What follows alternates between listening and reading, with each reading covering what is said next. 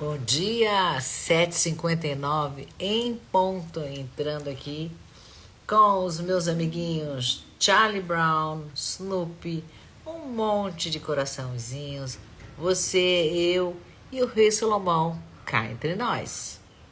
Bom dia, vamos tomar o seu café? Bom dia, amor. Bom dia, Simone. Conseguiu terminar sua ginástica? Que bom que você conseguiu, sua linda. Então, o verso de hoje é muito provocador. Roberta, bom dia, querida. Vamos falar bom dia para todo mundo, depois eu começo a conversa. Roberta. Simone conseguiu, maravilhosa. Maravilhosa, que pessoa incrível que você é, viu? Adorei o seu Insta, parabéns, viu? Bom dia, Roberta. Então vamos lá, hoje é o dia 138 da nossa leitura do livro de Eclesiastes, estamos no capítulo 7 e vamos ler o verso 17, são 29 versos no capítulo 7, é um capítulo longo e o Salomão tá com a língua afiada. Oi, Dri, bom dia. Achei teu livro, depois te mando. Então, ele tá com a língua... Ele tá muito provocativo, muito provocativo. Vou ler para vocês, olha. Não seja demasiadamente perverso. Como assim? Pode ser perverso? Só não pode ser muito? Nem sejas insensato. Ok? Porque... Por que morrerias antes do tempo?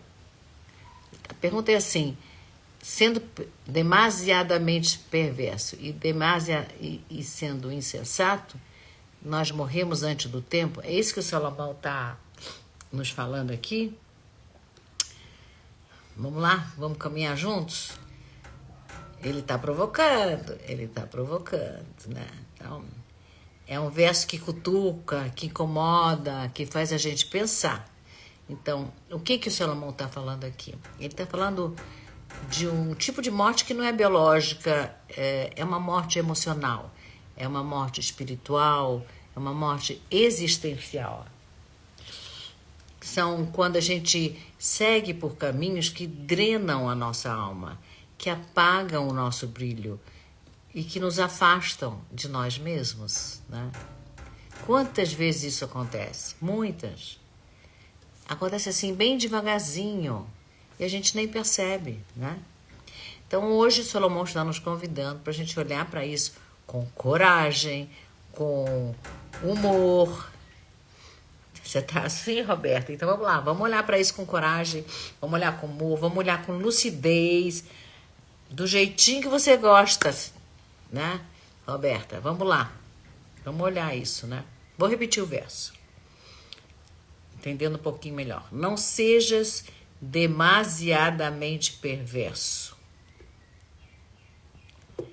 Nem sejas insensato. Por que morrerias antes do tempo? Visão sistêmica. Visão sistêmica eu entendi como que o Salomão está falando de uma vida de uma morte que acontece em vida, né? Hellinger dizia assim, que a maior ruptura que a gente pode ter não é com as pessoas, é com o próprio destino.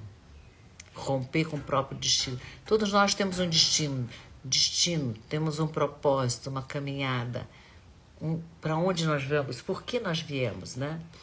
E quando a gente se afasta desse caminho, ou quando a gente tenta viver um destino... Como é que a gente se afasta do caminho? Quando a gente tenta viver um destino que não é o nosso, né? E aí, algo dentro de nós morre, né? Não é punição, é consequência, né? Então, a alma sente, sabe, quando a gente está desconectada, quando a gente está desconectado. A alma sabe quando a gente está traindo a nossa própria verdade. Quando a gente está se afastando dos nossos vínculos essenciais. As pessoas de maneira geral, a gente se coloca a serviço do destino de outras pessoas, né? A gente se coloca a serviço das misérias de outras pessoas, dos fracassos, das dores. E nada disso pertence a gente, mas a gente se coloca a serviço disso, né? Claro que esses movimentos, eles são cheios de amor cego. É um amor, é por amor que a gente faz isso, mas é um amor cego. O Hellinger diz que é um amor infantil, né? Que nos leva para longe da nossa vida. Então é isso que o Salomão chama de morrer antes do tempo. É uma morte emocional. Quando a gente vive o script de outra pessoa, por exemplo, tentando compensar dores de ancestrais, lealdades ancestrais, ou a gente continua numa relação que, em vez de te levantar, te admirar, te colocar num lugar que é o seu, né, de merecimento, te diminui. E você continua nessa relação, né? Muitas vezes a gente se trai naquilo que a gente pensa, sente, para a gente poder ser aceito pelo grupo. Muito comum nos adolescentes e depois continua na nossa vida, né? Então, quero ser aceito, né? Então, a gente sustenta quantos padrões negativos que a gente herdou e que a gente não para pensar, eu posso fazer diferente, né? A gente repete, faz igual. Isso é uma traição para a nossa alma, né? Então, o Hellinger dizia assim, que a alma floresce quando cada um ocupa seu lugar. O que é ocupar o seu lugar? Significa que eu não posso salvar o outro. Porque eu não posso estar lá no papel do outro, no lugar do outro. Eu posso estar no meu lugar. E quando eu estou no meu lugar, a minha vida floresce. Mas quando eu vou tentar salvar o outro, me colocar no lugar do outro, eu estou traindo a minha alma, né? E o que acontece quando eu traio minha alma? A gente murcha por dentro. Então é dessa morte que o Salomão está falando, né? Quantos de nós não fazemos isso, né? Tentando salvar. Eu sempre fui uma salvadora e virei salvadora porque era a minha necessidade. Precisava salvar minha mãe que estava perdida, tive que virar adulta com 10 anos. Enfim, coisas aconteceram. Mas isso me fortaleceu, me trouxe muito cedo. Eu tive que descobrir um caminho de sobrevivência e de mais vida, né? Mas esse caminho eu descobri para mim.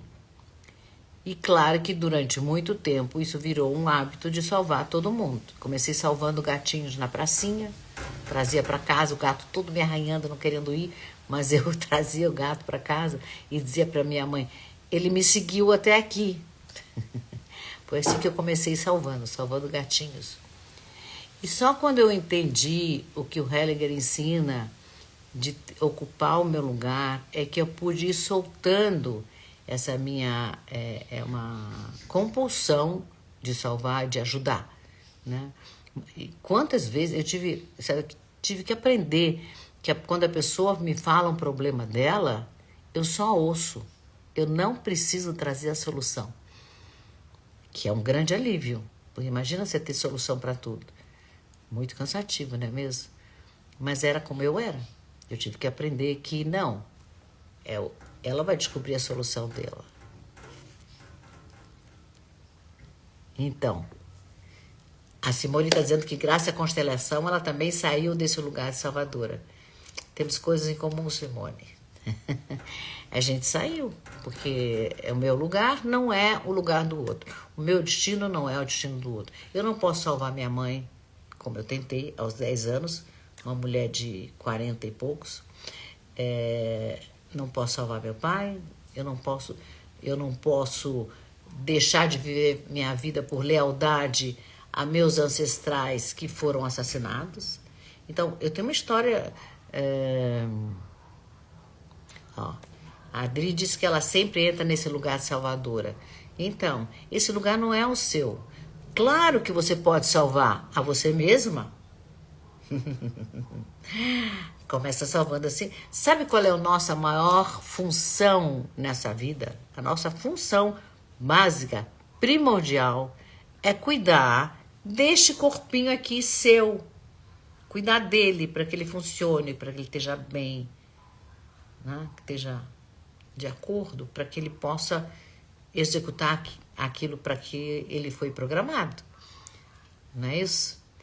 Então, vamos salvar nós mesmos, não? Todas as consteladoras sistêmicas aqui comigo, a gente já entendeu isso que o Hellinger estava nos ensinando, né? Então, vamos à versão filosófica, visão filosófica desse verso.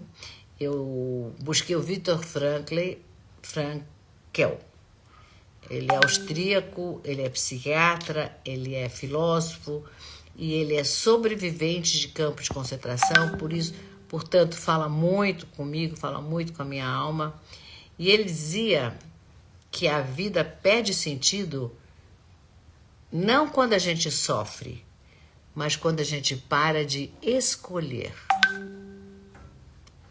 Então, quando a gente para de escolher. Então, para Frankl, morrer antes do tempo seria parar de responder ao mundo exterior com liberdade interna, né? Então, essa é a perversidade. No começo eu falei, como assim perversidade? Essa é a perversidade. Parar de responder ao mundo externo com a nossa liberdade interna, né? Então, essa perversidade que ele está falando aqui não é moral, é existencial.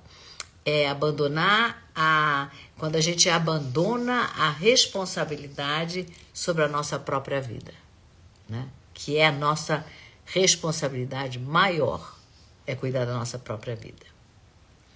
É isso aí. Frankl, muito bem, amor, né? Hannah Arendt, né?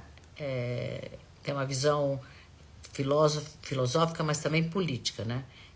Todo mundo conhece a Hannah Arendt, o nome, pelo menos eu acho, eu falo bastante dela aqui, que ela explicou o que seria a banalidade do mal. Seria algo que nasce da inconsciência, não é o mal porque a pessoa é psicopata, não tem emoções, não tem sentimentos, não. É o mal da inconsciência, você faz o mal sem perceber que está fazendo, né?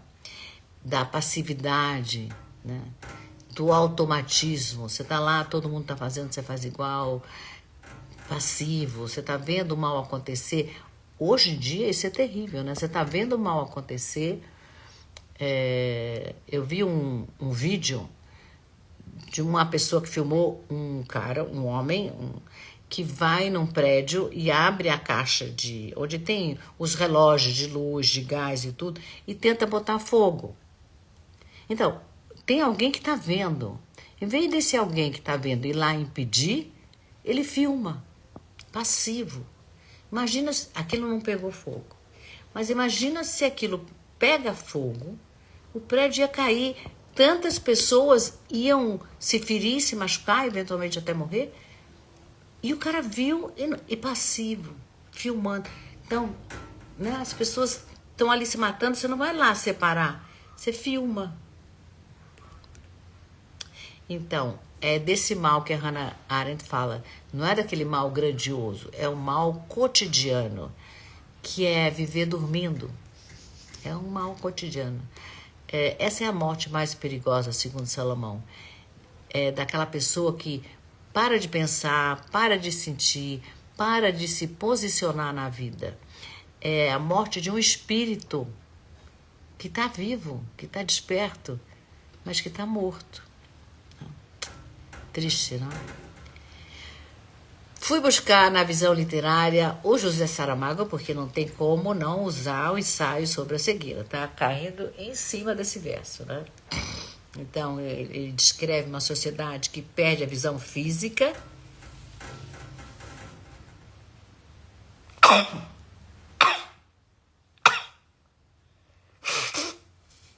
Ai, lamento.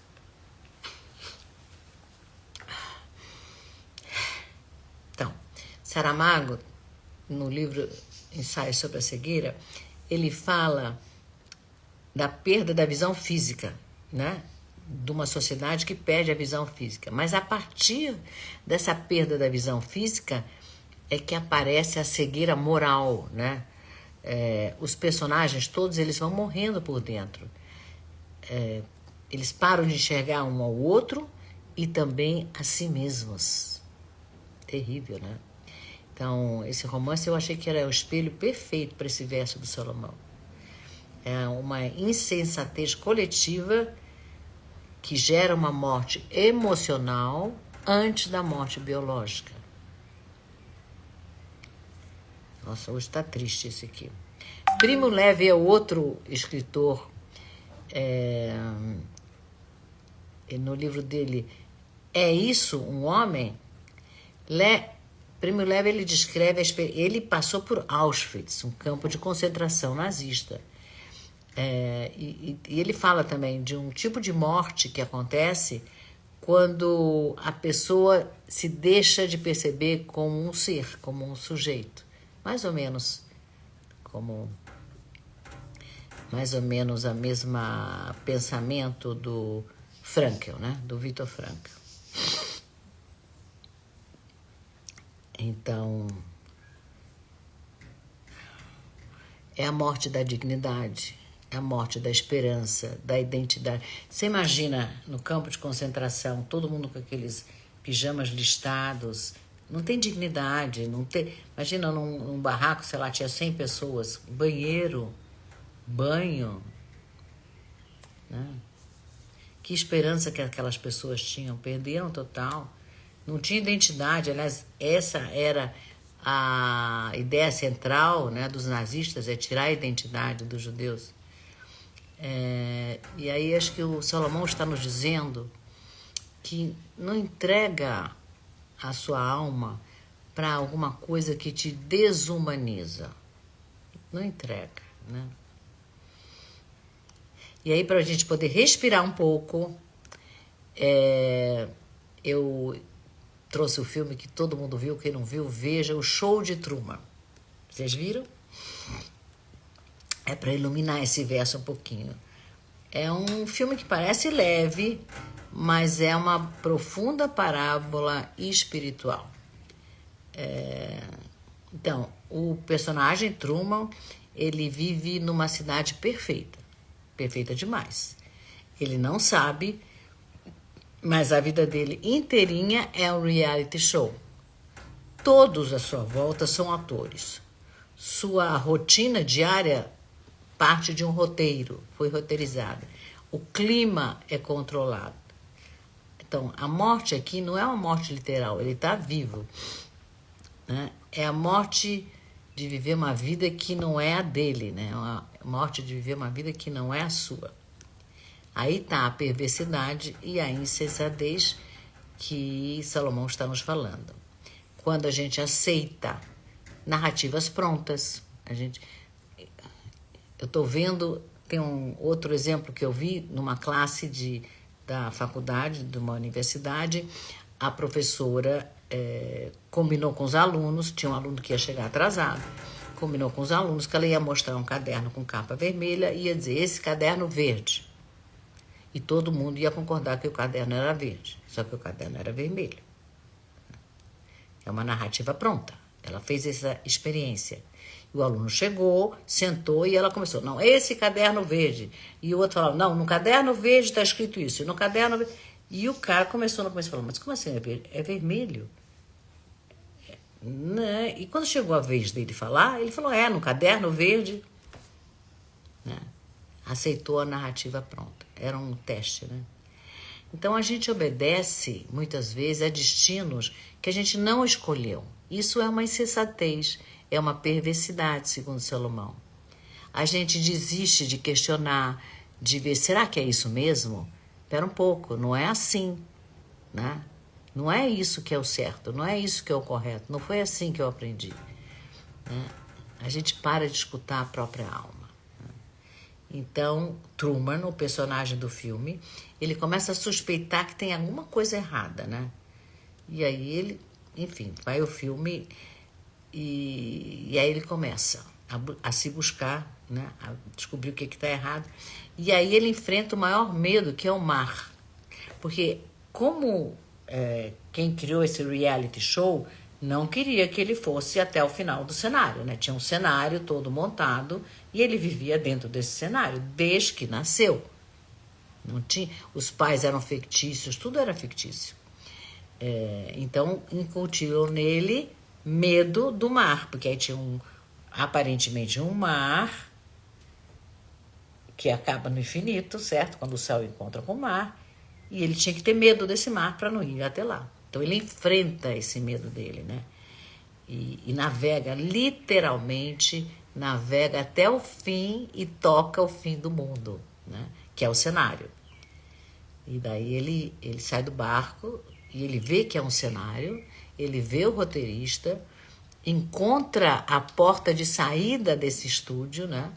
E escolhe a vida real, imperfeita, mas é a vida dele, né? Eu achei o filme muito legal. E no final ele se despede com muito bom, né, um humor. Caso eu não veja mais vocês, bom dia, boa tarde, boa noite, que era o que diziam lá no reality show.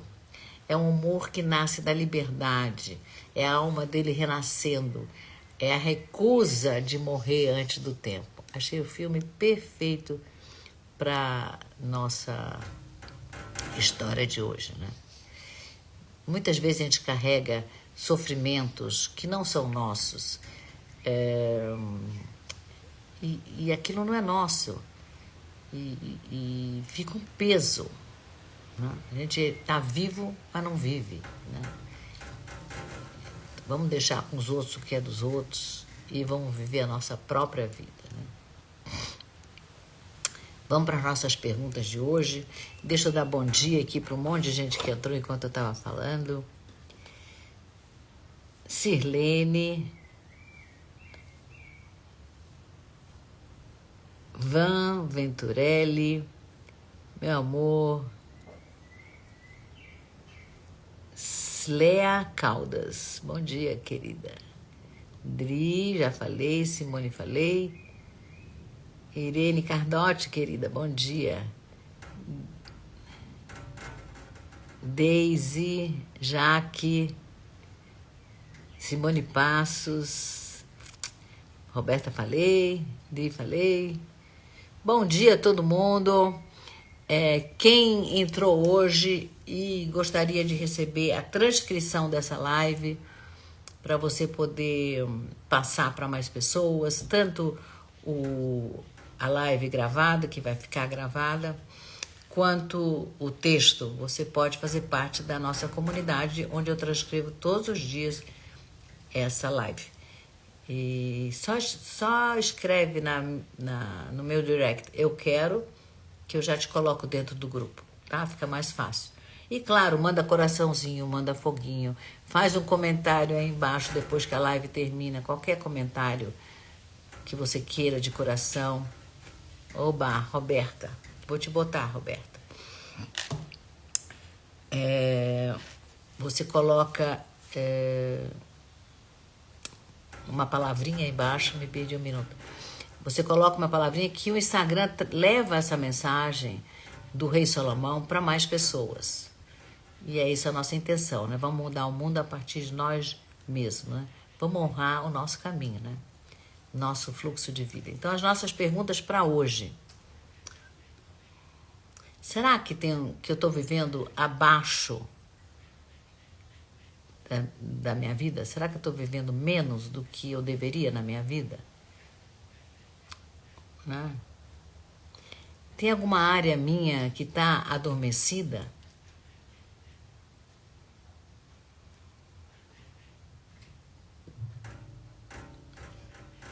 Né?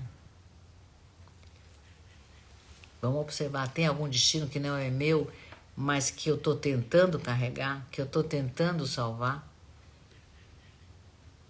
Qual é a porta de saída que eu preciso enxergar? O Truman enxergou uma porta de saída. Nós também temos uma porta de saída dessa intenção de um amor infantil de tentar salvar os outros, de não estar no nosso lugar. Tem uma porta de volta para o nosso lugar, né? Você já enxergou essa porta? Vamos escolher viver a nossa própria vida, né? Vamos então para a nossa meditação final. Então a gente inspira em 4, segura 2, solta em 6.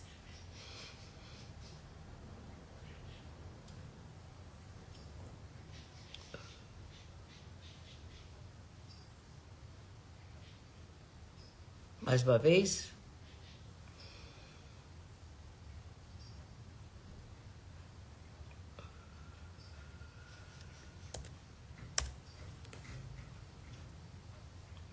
Vamos imaginar que a gente está num grande estúdio iluminado. Vamos lá de Truman. Estamos num estúdio de televisão, de cinema. Cinema, que é maior. As casas são cenários, o céu é pintado, todo mundo tem um roteiro pronto para falar. Põe a mão no peito e sente assim uma pequena inquietação. É a tua alma dizendo, mas tem muito mais do que isso. É só um cenário. Então a gente vai fazer como Truman, caminhar pelo cenário e encontrar a nossa porta de saída. É uma porta simples, de madeira clara. Coloca a mão na maçaneta. Antes de abrir, você diz assim: eu me despeço daquilo que não é meu. Eu me despeço daquilo que não é meu. Abre a porta. Aí você sai para o mundo real. Tem vento, tem luz. Respira esse ar. Sente a diferença. Dá o primeiro passo para fora. Sai.